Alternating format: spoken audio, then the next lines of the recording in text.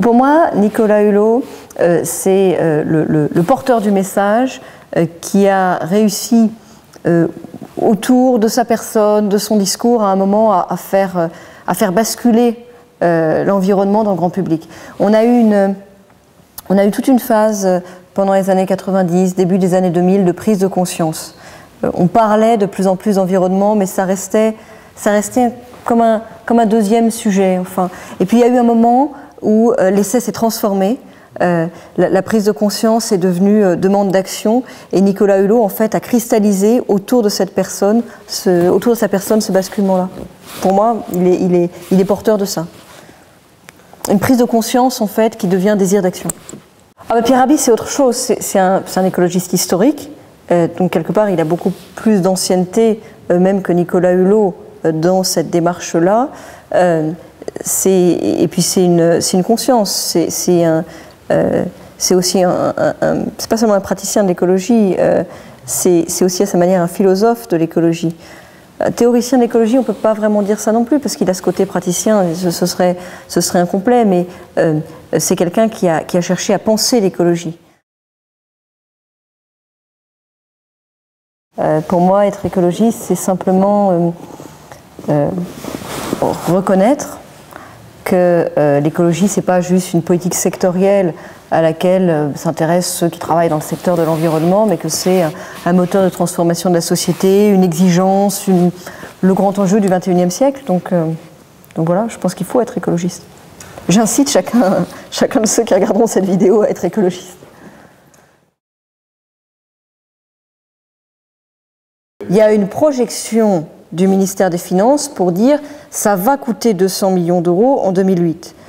Cette projection est peut-être excessive, compte tenu du fait qu'en fait, comme on a annoncé le bonus-malus au mois de décembre et qui s'est mis en place au 1er janvier, en décembre, il y a eu des anticipations d'achat de voitures polluantes qui du coup n'ont pas été frappées du malus, et donc les déséquilibres actuels du bonus-malus sont probablement exagérés par ce fait-là, ce problème d'annonce du bonus-malus au mois de décembre alors qu'il était mis en place au 1er janvier.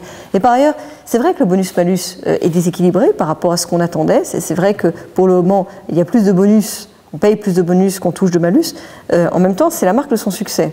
C'est-à-dire que le bonus-malus a beaucoup mieux marché que ce qu'on espérait. Le marché s'est déplacé beaucoup plus rapidement que ce qu'on attendait. En l'espace de 6 mois, on a fait moins 40% sur les véhicules les plus polluants, et plus 40% sur les véhicules les moins polluants. On aurait tort d'en conclure, oh là là, puisque c'est pas équilibré, jetons bébé avec l'eau du bain. Non, on aurait tort d'en conclure ça.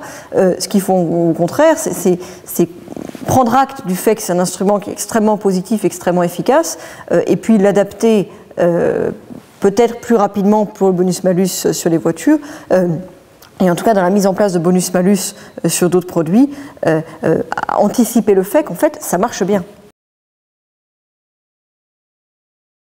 Je pense qu'il faut considérer l'idée d'une interdiction d'usage dans les écoles. Je trouve que c'est quelque chose dont on doit pouvoir parler. Ça n'interdit pas d'avoir le téléphone éteint au fond de son sac. Mais parce que bon, je comprends le désir des parents, ne serait-ce que pour des raisons de sécurité, les horaires décalés, le collège, tout ça, de pouvoir joindre les enfants à la sortie de l'école. Et puis, il faut se poser la question de la restriction des publicités, notamment quand elles touchent les enfants, quand elles ciblent les enfants. Ça, c'est évident. C'est au moins 2 mesures qu'on peut prendre rapidement.